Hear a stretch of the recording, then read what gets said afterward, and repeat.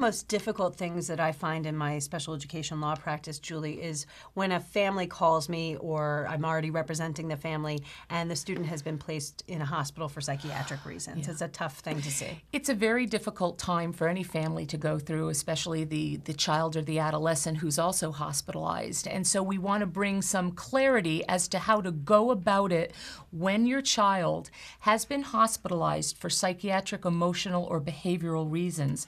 And you know, Jen, I find in my practice as a special education advocate that not only is the family most often in crisis when your child has been hospitalized for these reasons, but that there can sometimes be a very large disconnect between the hospital and then going back to the school. So you've got the medical model. And how does that translate into the educational model?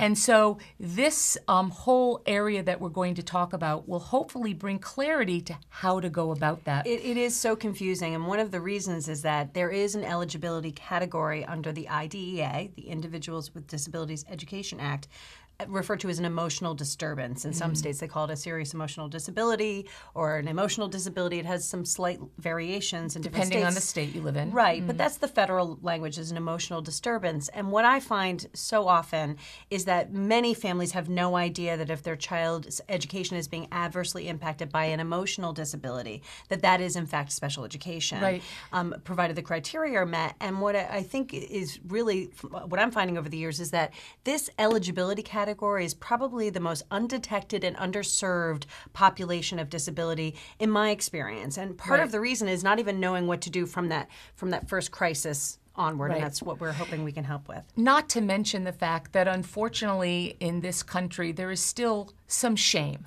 that is associated with mental illness.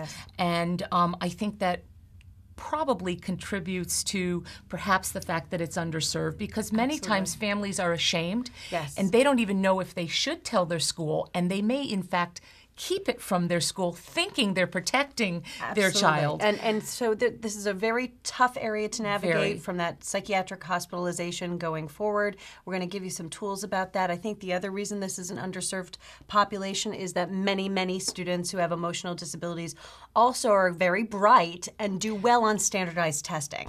And so they slip under the radar. And as we talk about all the time, education is more than just academics under the special education laws. So this is our conversation about that. Your special education rights simplified.